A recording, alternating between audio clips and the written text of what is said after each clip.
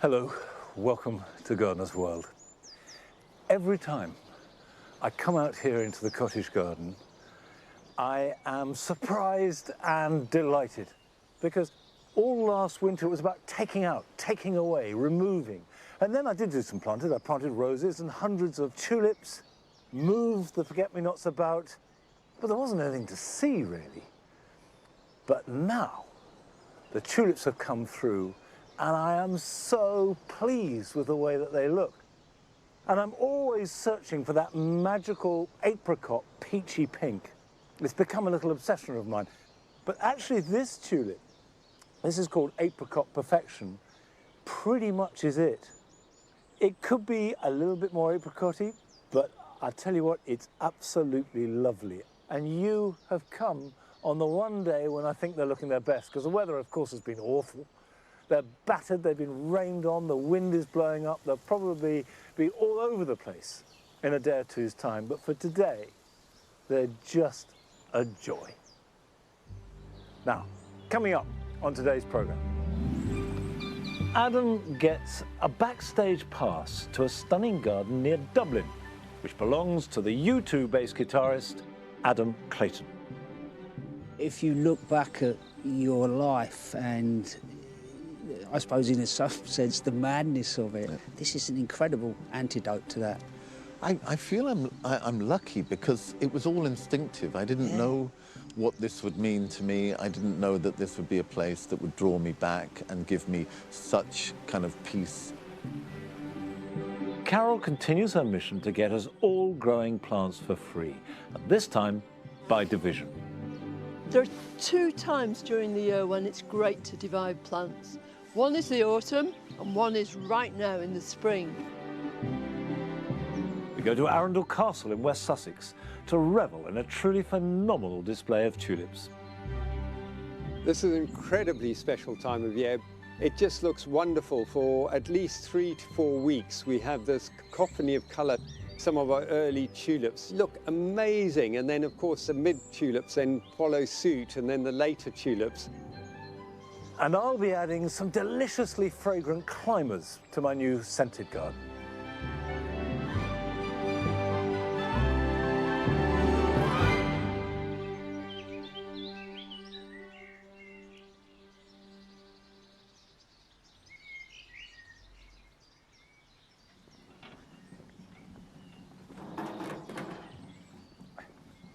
But first of all, I've got turf to lay. Now, laying turf can be seen as the easy option to sowing seed, but that really isn't the case, because whether you're sowing seed or laying turf, you need to prepare the ground in exactly the same way, because the one thing that turf doesn't do is cover up any sins. So if you've got a bit of a dip or a bit of a lump, the turf will reveal that. Now, grass loves good drainage. So always fork it over. Get in there and just break it up like that. And what I'm trying to do is get rid of the compaction. Where you have compaction, you invariably get moss and also various other weeds will grow. So we want to get rid of that if we possibly can. And then on this side, take out any weeds that you find, any big stones. Right, having broken it up,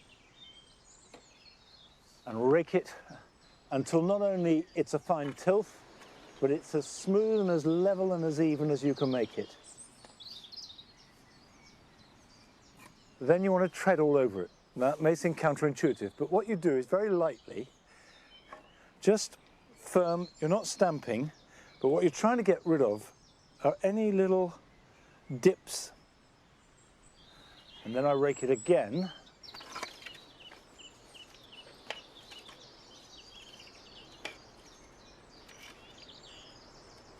That will drop a little. So if you're coming up to the edge of a path, the grass should be proud of the path, not least so when you mow it, you don't hit whatever the material the path is made out of. Now, turf comes like this in rolls, and if you get it and you can't use it for a little bit, unroll it, because obviously there's no light getting to the grass, and it mustn't dry out, so you may need to water it to keep it damp. Right, that goes there.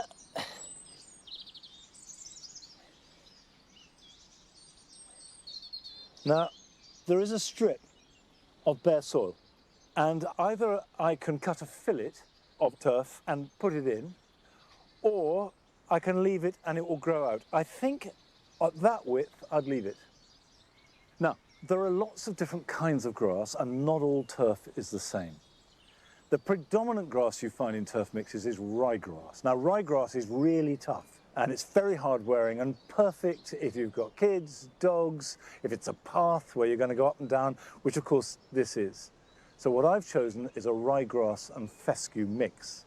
But if you want a fine lawn, then you want much less or even no ryegrass in the mix. Now, when you lap two joints together, the edges will dry up. So you need to make sure they are absolutely tight together. Don't leave a gap.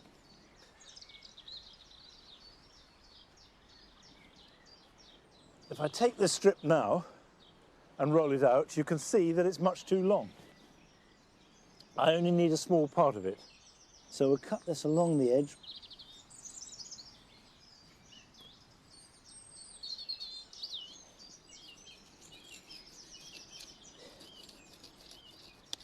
Right. Now, if I leave this small section on the end, it's more likely to dry out. So what you do is pull the bigger section down, trying not to break it, and take this piece and put it in the middle, like that. Now that's very easy.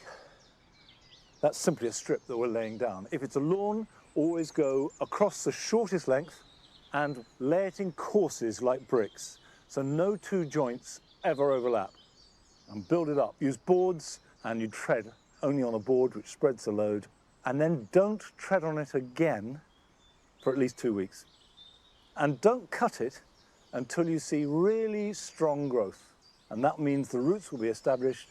Cut it very lightly, leave at least an inch of growth, and do that for the first couple of months. Get a nice strong root system, then you can cut it short and it's fine. Well, while I'm working on the rest of this, we're going to join Carol down in her own garden in Devon, where she's making more plants for free.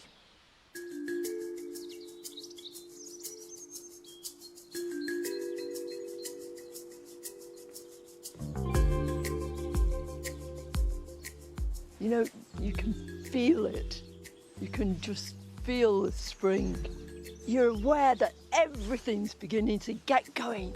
Everything's shooting up. Every day there's new things to see. Just the best time of the year for growing plants. Come on, Fief. Come on. Just over 6 weeks ago, I sowed my first lot of seeds. Just look at these. I wanted to show you the progress of these. I hope you've been growing along with me and yours are like this too. These were the sweet peas sowed in a homemade modular tray just to pun it with cardboard. And not only have they made little short, really sturdy shoots, but look at this. You can actually see the roots. Well, I'm pleased with those sweet peas, but I'm thrilled to bits with this. These are my Cosmos. Aren't they great? They're really strong, really sturdy. But if I leave them in here for any length of time, then they'll start to get etiolated, which just means they'll grow up all skinny. So I've got to move them on now, which means moving each one into a separate little container of its own. Now, what every seed does when it germinates is, first of all, put down a root. Well, you can't see that stage. The first evidence you've got is when these little shoots come up and they've got twin leaves. You call them cotyledon leaves, but people often call them seed leaves. And all seedlings do this. When you're picking up your seedlings, never ever pick them up by the stem, by the true leaf that's at the top, or any other bit. Just use these lovely seed leaves, because they are dispensable, so even if you break them, it won't harm the plant.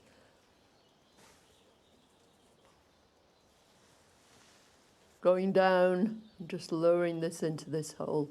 Then I use the other end of the chopstick just to push that down and firm it in.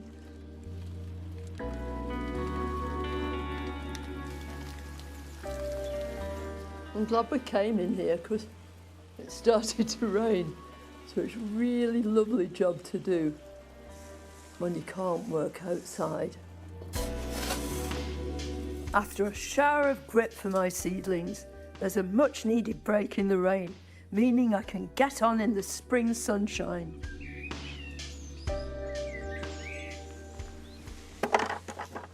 It's so exciting. Spring is the perfect time for this particular form of making more plants for free. I'm talking about division. It's just a question of pulling a plant apart and making more of it. And the plant I'm going to start with is one of the easiest to do. It's called Rudbeckia. In the late summer and autumn, this whole place is glowing yellow with the flowers from this, but right now it's just small and green and perfect to divide. If I delve in here, tug a few pieces up. So I've got several pieces there and they're really easy to separate. So that is going to make a whole new plant and it'll have several flowers just this year. So I want a few pieces like that. And the great thing about dividing things is it's not just wonderful as far as making new plants, but it also helps reinvigorate the plant.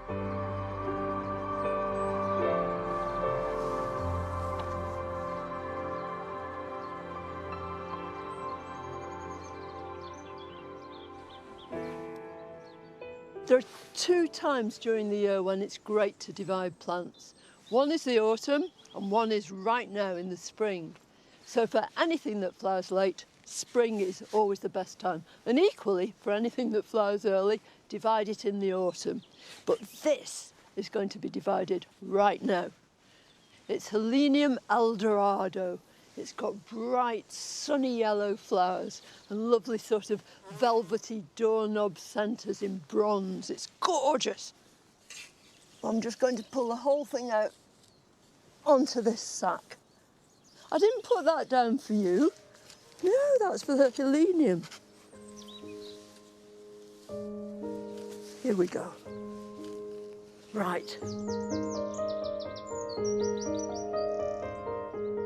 If, like me, you've got really heavy soil and it's been pouring down with rain, you probably find that you've brought a bit too much soil with you.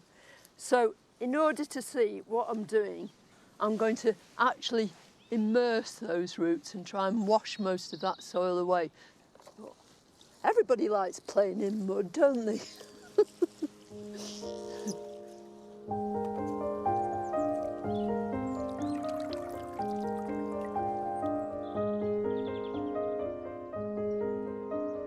And all I want to do now is literally pull rosettes from here.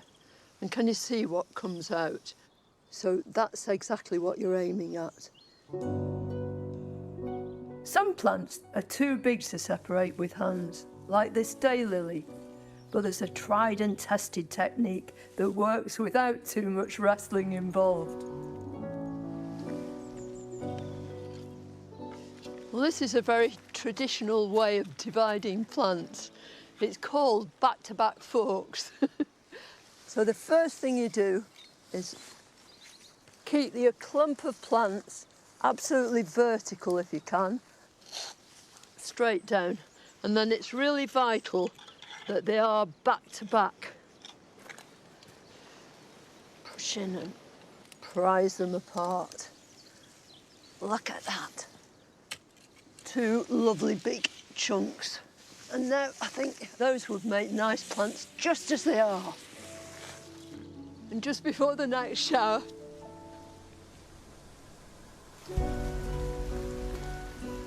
these clumps of Hemerocalis or daylilies will provide a free rainbow of colour across the garden by the summer.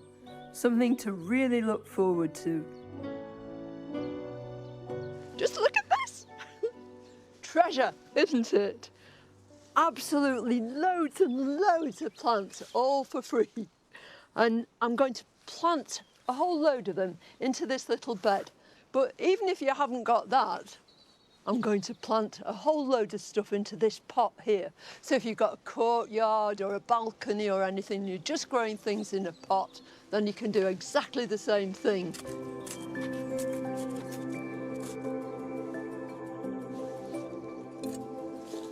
It's lovely, really, because it's quite cold at the moment, and you really feel that you're going to tuck these things in, and they're going to be all warm and comfortable. And then move your soil back over and firm in. I always like using my knuckles.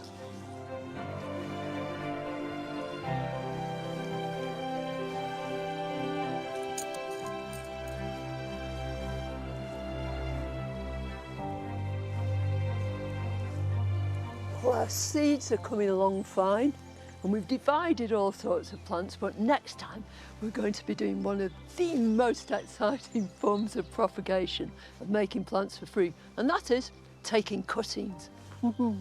Can't wait.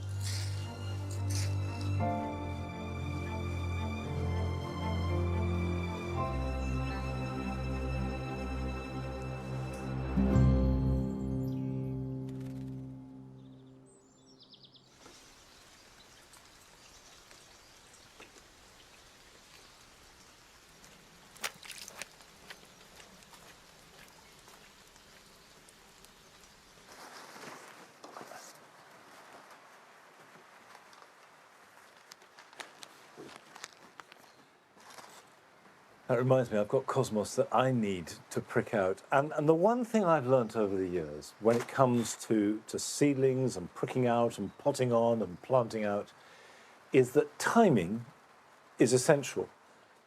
If you can get that right, then the plants will grow well, and then they'll be healthy, then they will resist disease and predation, and the whole thing goes swimmingly. Now, it's time to plant sweet corn. Sweet corn is a symbol of summer, if anything is. And if you plant sweet corn now, it should be ready to plant out round about the end of May and harvest end of July into August onwards. This is a variety called Swift, which is fairly early to crop. It doesn't have the biggest cobs, but they're very sweet and delicious. And you can see the seeds are really big and easy to handle. So just push one in, like that. Use plugs rather than the seed tray, because sweet corn are big plants with a fairly long root. There we go, pop those back in there. And I will cover these over lightly with a little bit more compost. The vermiculite would do the job just as well. Level that off. A label.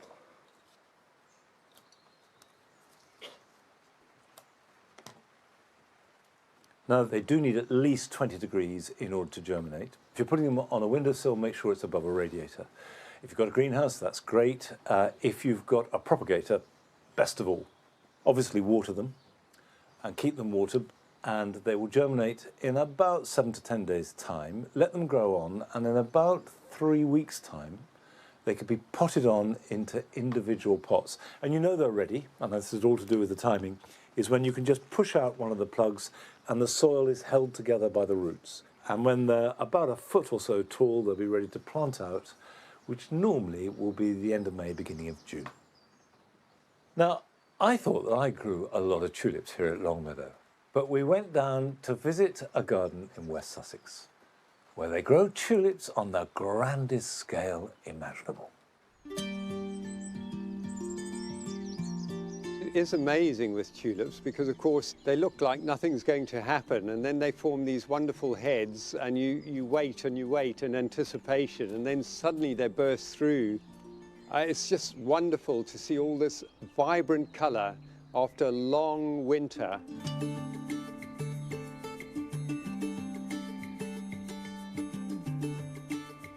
I'm Martin Duncan. I'm the head gardener at Arundel Castle and the landscape designer.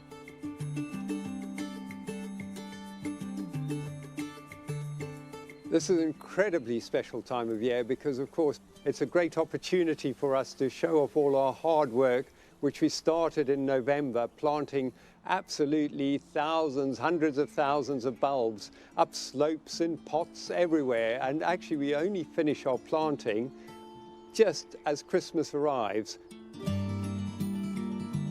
Some of our early tulips look amazing, and then of course the mid tulips then follow suit, and then the later tulips. So it just looks wonderful. For at least 3 to 4 weeks we have this cacophony of colour.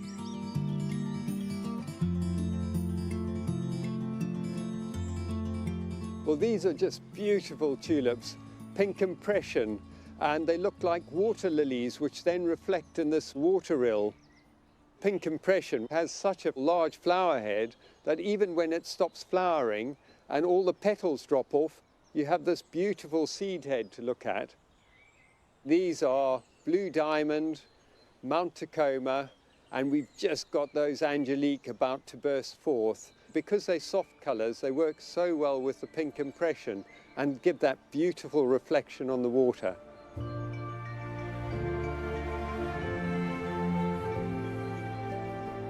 The perennial tulips I find which come back year after year are the Darwin hybrids and even the lily-flowered tulips.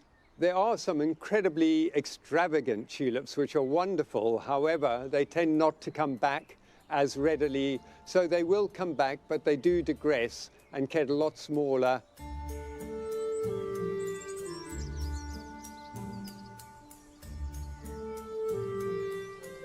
So originally there was a grass labyrinth, but with nothing in it, so rather boring. I decided let's go for it. So we put in about 14,000 tulips and 14,000 Triandis white Thalia narcissi. To get the bulbs in, we have what we call pogo sticks, but it has a planter on the bottom. It's not only spectacular, but also it encourages the wildlife into it as well, because we're not continuously cutting lawns.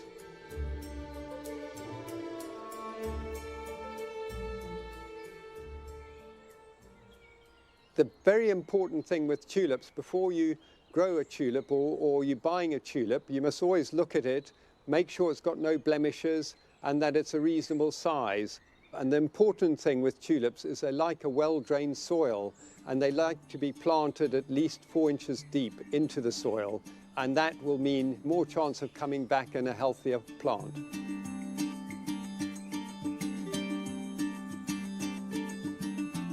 Well, these are the tropical borders, and yeah, it's amazing to think that you can actually use tulips in a tropical border.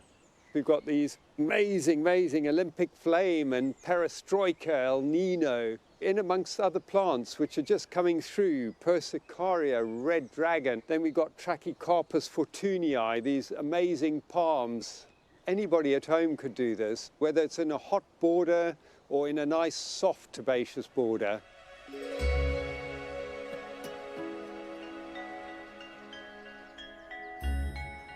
I love using a natural style of planting when I do tulips. So whether it's in herbaceous borders, that it's natural swaths, or in the landscape, even more importantly, I throw them up in the air. Where they land, that's where we plant them.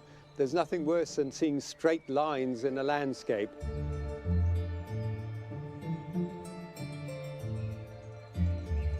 We're in the stumpery and I'm planting this incredible plant called the Rasta Parrot. I potted this on earlier in November. The advantage of having a pot already with a plant, of course, you can then fill in gaps or to enhance the area.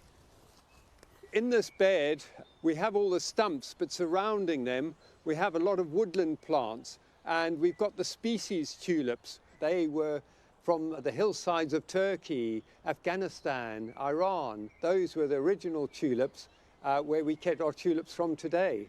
We have Cynthia, and we've also got Beccarii, Lilac Wonder. They'll come back year after year.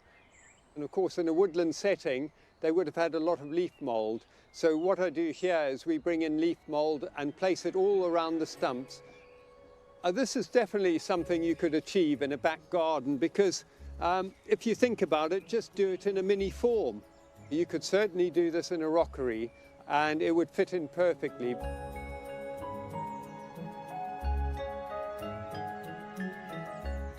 Tulips are fantastic in pots. You half fill the pot, and then as long as you plant, you then place all your tulips really very close, cheek by jowl, and then you top up with 4 inches of compost. You can either use a liquid fertilizer or liquid seaweed, or you can put in a slow release fertilizer with the compost. But the important thing, you really must water them. So once they start showing heads, don't forget to water them. Once they die right down, then lift them and then clean off the bulb and store them like you would an onion in the dark on a tray, and then put them in a bag. Once you've cleaned them off properly, you can then replant in the autumn.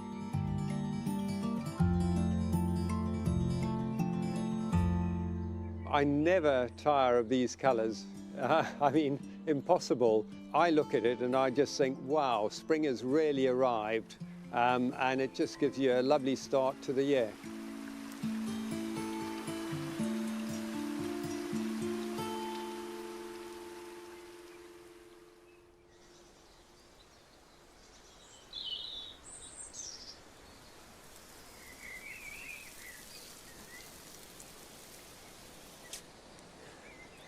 The Tulip Festival continues to the end of the month at Arundel Castle, so do go along, and all the details can be got from our website.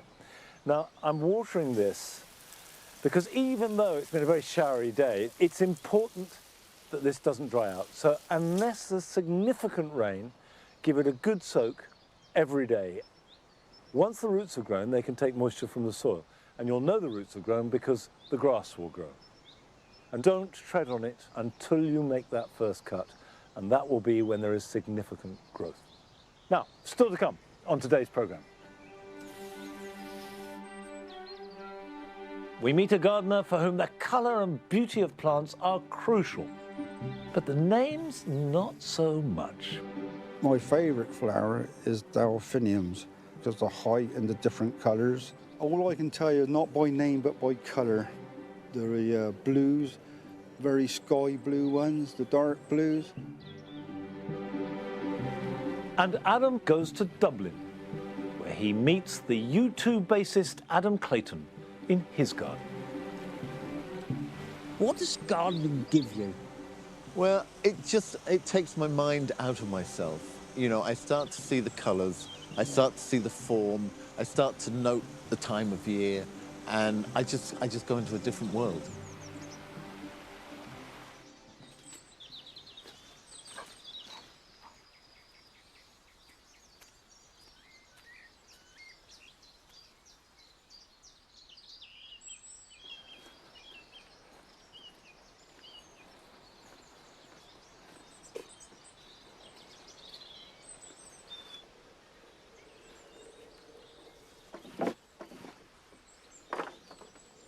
This area has had a revamp, focusing on fragrance.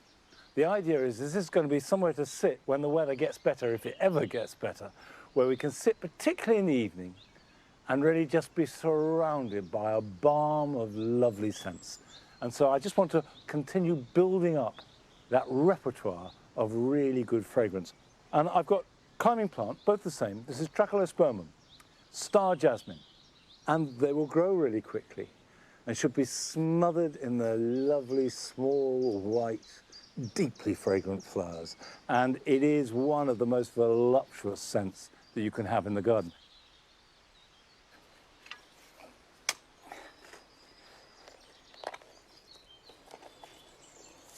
Now you can see that this star jasmine has got evergreen leaves, whereas our normal jasmine at the back is deciduous, and that will develop its leaves very soon.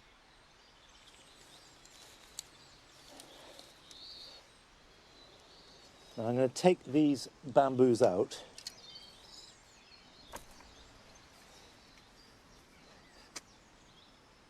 Let's firm that in. Now the thing about Trachelospermum is it wants to climb. It wants to come right up, and I've seen star jasmine growing 20 foot up in the air. So you do need to give it a substantial support. So what I have are bean sticks. If you can't get bean sticks, just think of some alternative that will reach at very least about 8 foot and be strong enough to take the weight and be permanent. Bamboo for Trachelospermum just simply isn't going to be big enough. Okay, tie that up. I love tarred twine, and it reminds me of my childhood when we always had a ball of tarred twine on the shelf. The smell is very evocative and it lasts.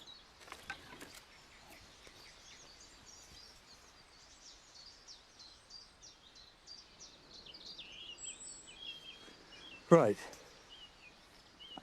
All I have to do now is with soft twine, tie the Trachelospermum into the supports, give it a soak, and I am trusting that before long there will be a sunny day and the rain will stop and this will be smothered in wonderfully fragrant white flowers. Now, last summer, on a beautiful summer's day, we went just outside Bristol to visit Jim McGill in his garden.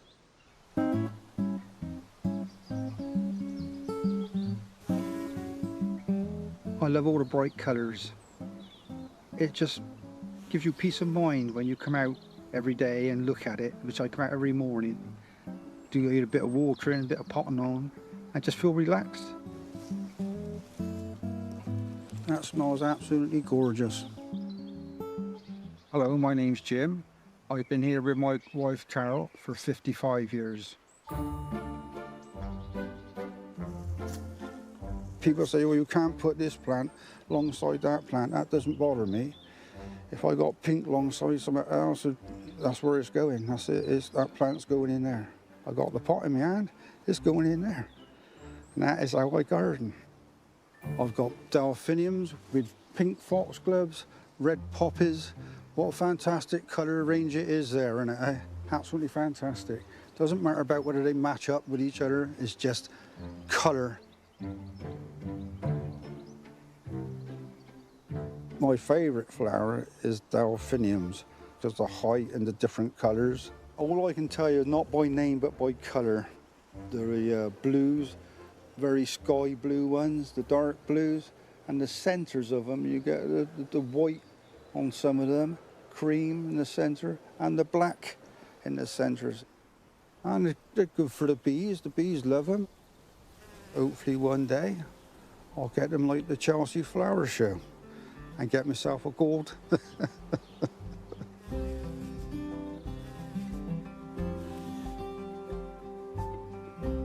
This is a delphinium, which is a more of a purple colour, which a dark centre to it. It's a really nice colour on this, and it is nice and bushy. Now, when this is finished flowering on this here, I would cut right down at the bottom of the stalk, and then we get a second flush this year. You sow the seeds, take the seeds off. They're fresh then. You get them like at the end of the season, say September, and put them in these deep trays and let them grow up. They'll come up about this tall, and then lead them for the winter, and they'll die back, put the glass over the top to protect them, and then in the spring start watering them and give them a feed. I then pot them on, and this is what they've come to so far. Some of them's got the flowers on as well.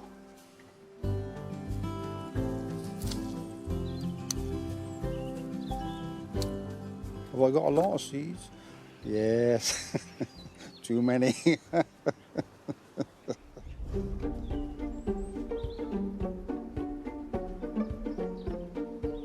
There's better greenhouses about than what this is. It's a bit of a mess in here. Look at the foxglove seeds in there, look. Loads of them. Give them away. My fallen in love poppies, look at the seeds in there. Lots of seeds. This is my delphinium seeds from 2021. I've got delphinium seeds from 2022. I've got some walls in the top, so let them vent, keep them nice and dry. I can remember when I was about 4 or 5 going into the shed, and there was some plants hanging up from the roof. And I said to my dad, "Why have you got those dead flowers hanging up in there?" And he said, "This wallflowers," he said, "and I put them up there so that they'd dry out and I can get the seeds off of them." And that was the first time I realised, you know, you could grow your own plants from the seeds you collected. And that taught me a lesson then, you know, right from young. He was good at gardening, my dad. I used to spend my time with him gardening.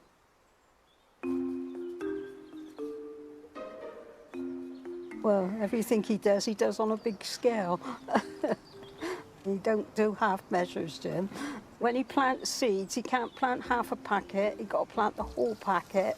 And then he says, "I've planted too many." And he does that every time. He plants a whole lot. All the roses they all come out beautiful now, aren't they? All the way along to the kitchen. You go to a garden centre, there's nothing to spend £60, £70 in. You come out with about 6 plants, whereas now we got, well, too many now. Or we give them away. Yeah.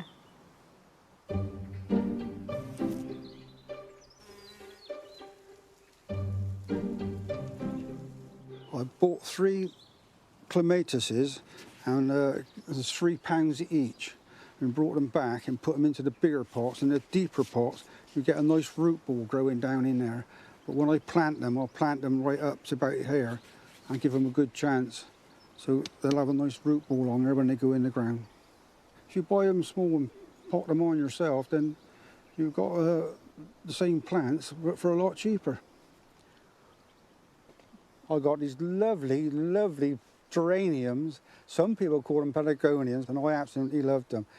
And from buying them for just these little pots like this, and then putting them into 3-inch pots to get them like this now, and they're looking really healthy. Nature, when it first started off, there weren't no rules, was there, you know? When life began and plants started growing, there wasn't a rule book and say you can do this, you can't do that, you know? It just grew, and if you do it, the world ain't going to stop going around, is it? You know, it'll grow, it'll come out of it, a flower, and I'll be happy.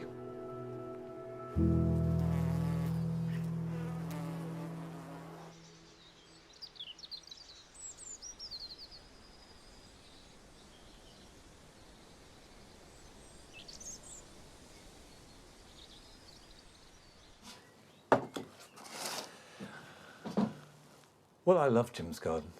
That's how a garden should be. Now, this is a dahlia called David Howard. It's one of my favourites. It's got a rich sort of burnt orange flower and dark foliage. But rather like tulips, dahlias can be very variable in their ability to come back year on year. So it's a very good idea to take cuttings. And dahlias reproduce really well from cuttings. Now, I've forced this, which means that I potted it up and then put it in the greenhouse so it was warm, kept it well watered, and that has made it grow much faster than other dahlias that are either still outside in the garden or have been potted on and put somewhere relatively cool.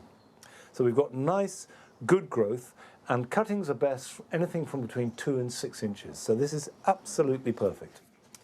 Now, you need a sharp knife for cuttings, and particularly so for dahlias, because what you want to do is nick a little bit of the tuber. So when you're potting them up for cuttings, don't bury them deep. Put the tubers so you can just see them above the surface. And slip it on the inside of the stem and go down until you can feel the tuber, and then just cut it off. There we go. And that is one, and I'm going to take 2 from this. So get the knife in again, go on down until I can go no further, and then cut. Right, we'll put that to one side. Now with the cutting, if you've got all that leaf, that will transpire and lose a lot of moisture before it can grow roots to feed it. So if we just cut these leaves off close to the stem, that will allow time for roots to grow and give it new life. Right, that's our cut material. Now you can see What I've got here is pure perlite, because I've found over the years that perlite actually is one of the best mediums for taking cuttings of any sort in. Because when you're taking a cutting, it doesn't need any nutrition at all. What it needs is oxygen and water. Now what I will use is one of these which will help me make a hole. And just in one corner, I'm going to put this one like that. And in the other corner, this one here. Top it up with a bit more perlite. Now, I will water that, and either you can put it in a mist propagator if you've got such a thing, or you could mist it with a hand mister 2 or 3 times a day, or you can use one of these polythene bags, and they do work incredibly well. Put it over the top of the pot, and then just tighten it. Having watered it first, and what you'll find is that as the foliage transpires, the water is collected on the polythene and keeps the air moist. And you'll find that actually dahlia cuttings grow roots very quickly. They will start to grow roots within a week or so and be ready to pot on after about 3 to 4 weeks into compost, which has nutrition. Then the young plant will grow strongly. But for the moment, we just want those roots to form. Now, last month, Adam went to Dublin to visit the garden of rock royalty, and he found it full of flower.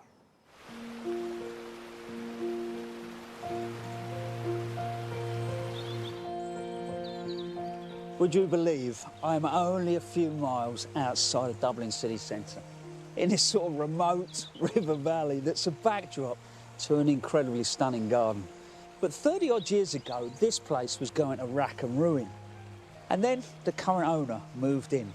And it was at that point, this got a whole new lease of life.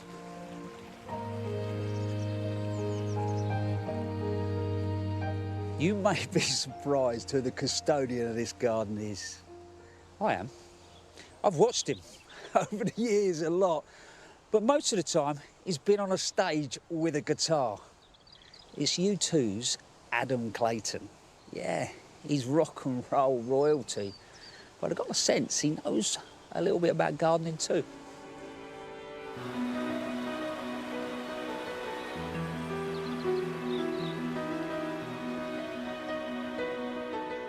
I walked in and instantly got goosebumps. You have created something here that is magical. Well, I think this is an adolescent garden in reality.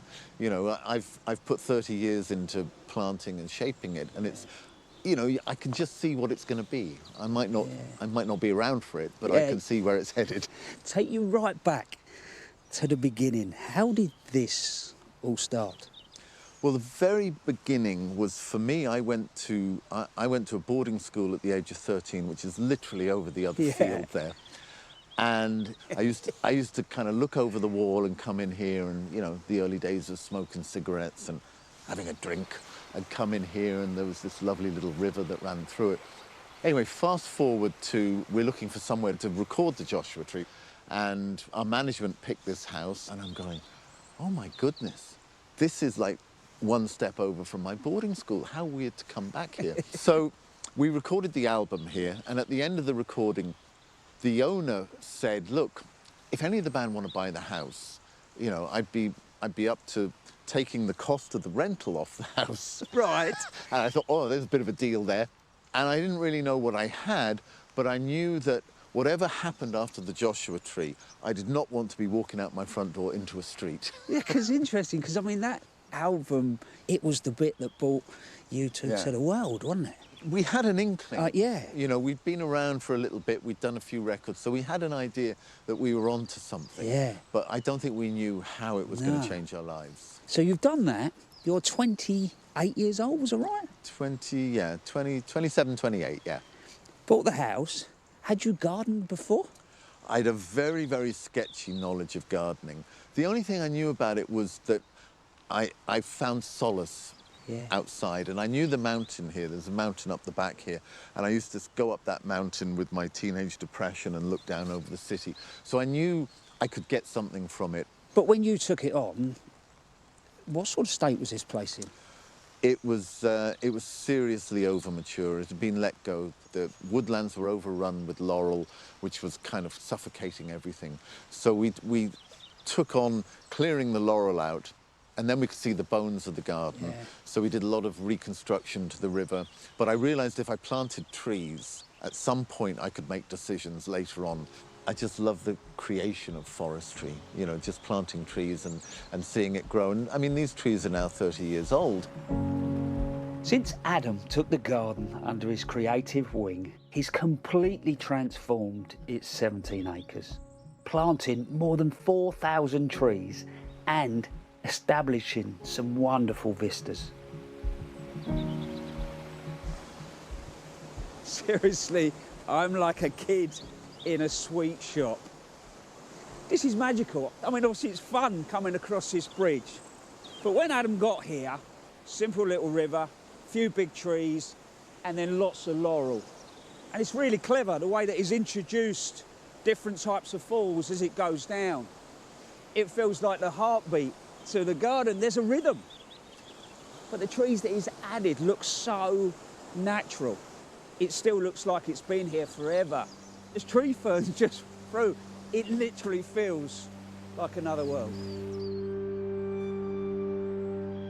Throughout the garden, Adam's introduced over 50 varieties of camellia, which provide so much wonderful colour.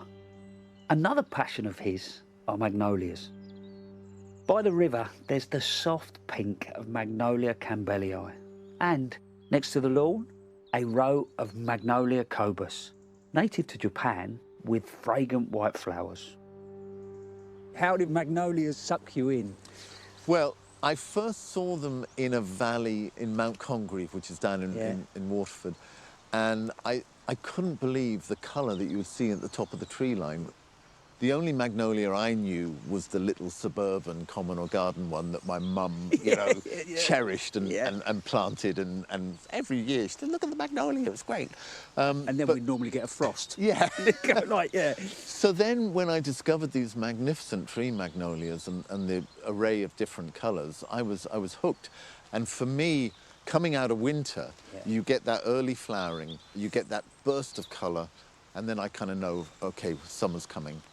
And then I love rhododendrons, they're fantastic. Even when they're not in flower, the leaf colour is great. Funnily enough, I went to the Himalayas. I was on a trekking holiday, and I was up in the hills, and then I got to see them in their natural habitat. And I just thought, it's amazing. These things from this other culture and this other country come here, and they bring a little bit of that with them. This garden is a delight. Even on the dullest days, the colours are shining through, both in the formal gardens by the house and the woodland by the river. Testament to Adam's creative eye. The task of bringing Adam's vision to life rests on the shoulders of Dara Stone, who became head gardener here 4 years ago. Who's the assistant, mate? The assistant head gardener is Holly. Holly? Is the main girl. This is not a bad office, is it? No, not the worst.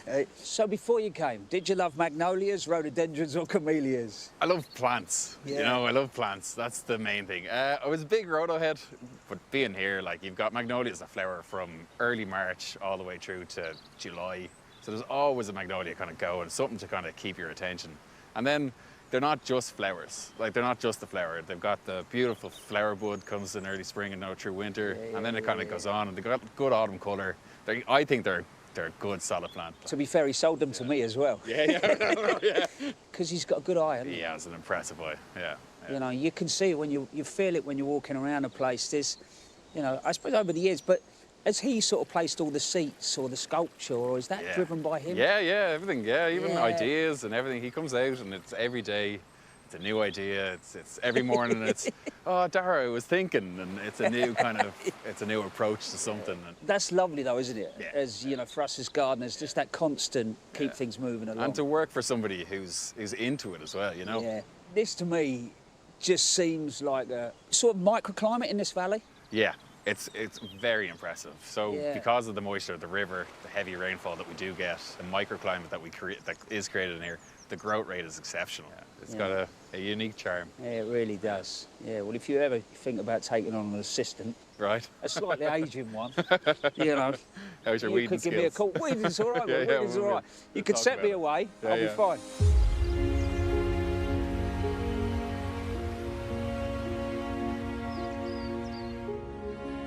This is what I call my greatest hits walk. Yeah. I come out of the house in the morning and I walk up the other side, up to the top waterfall, and then come down here. And that way I get everything that I need. And I don't know what it is about the fresh water, but whether it ionizes the air or something, Yeah. it sets you up for the day. What does gardening give you? Well, it takes my mind out of myself. You know, I start to see the colors, I start to see the form, I start to note the time of year, and I just go into a different world.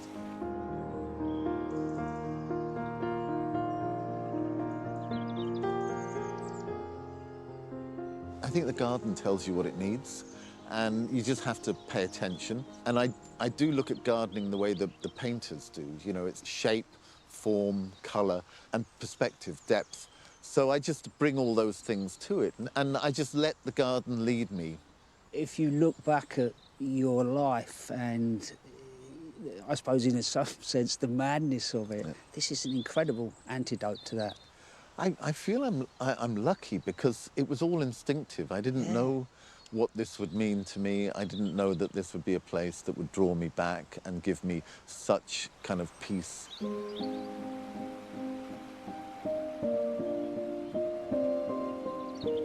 This really is some place. I feel like I'm smiling on the inside.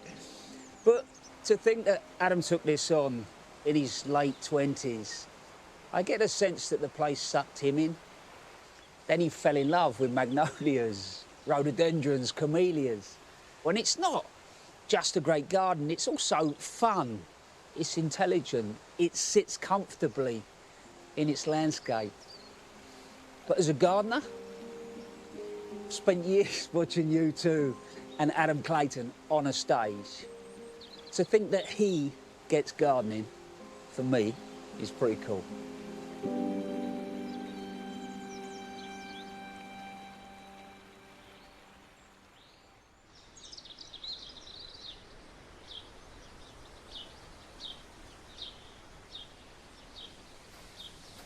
Come on, Ned.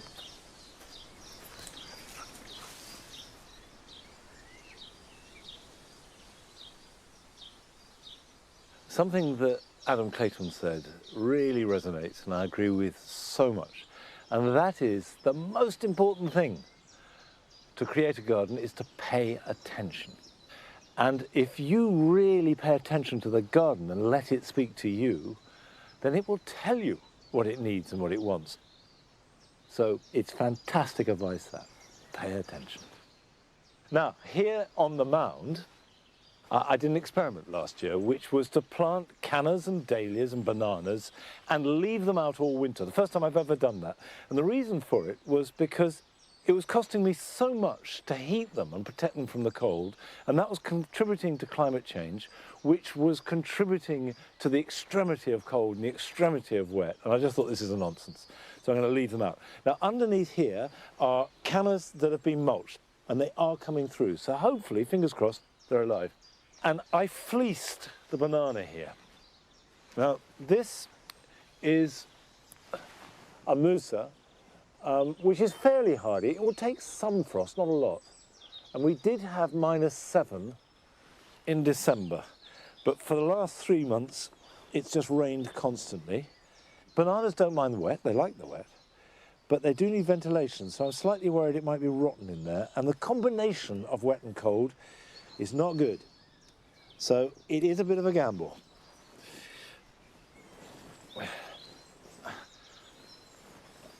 You thought that was the only layer, didn't you?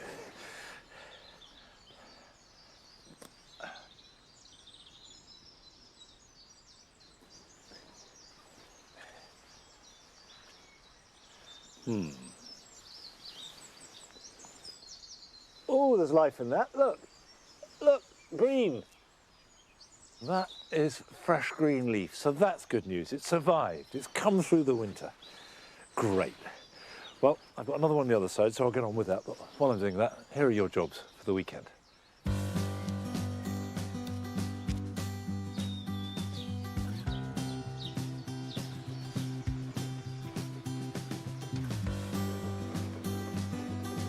For most of us, it's too wet and too cold to plant out climbing or runner bean seeds.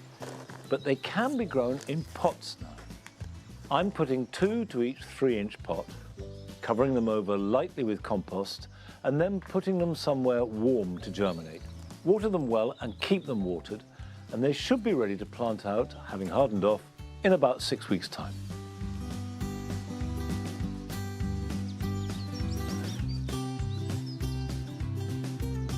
If you've grown daffodils in pots or in borders, it's a good idea to cut off the seed heads, as this will take goodness away from the bulb and therefore from the effectiveness of next year's flowering. If, on the other hand, you've got daffodils growing in long grass, let them seed freely, and this will speed up their spread.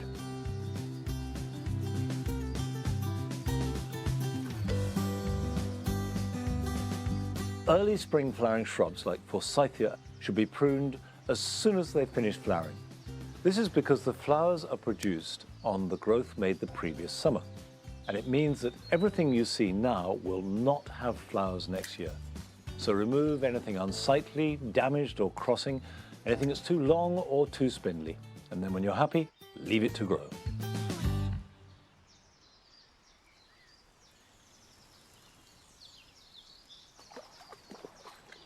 It's a bit wet, isn't it?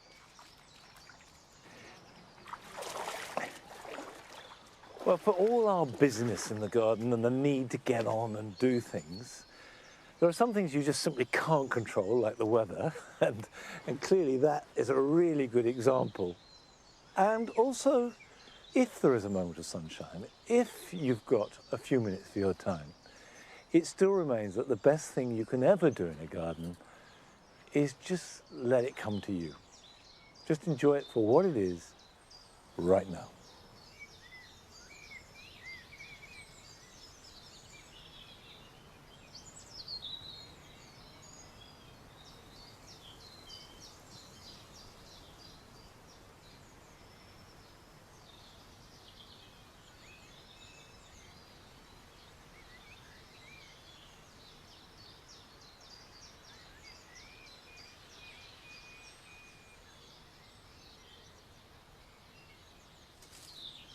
That's nearly it for this week, but I just want to share the Paradise Garden with you because the blossom of the crabapple Everest is at its best, and also the acuminata tulips. These are the tulips that are very spidery, the petals tall and almost sort of wispy. And there is this real sense of the Paradise Garden has seen through the winter and the wet spring and is now opening out into its full glory. That's it for today. Next week, we're with Adam in his garden.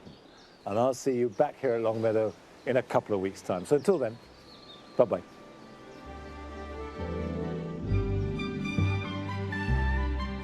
It's the perfect companion for any grower. The Gardener's World Puzzle Book is available now.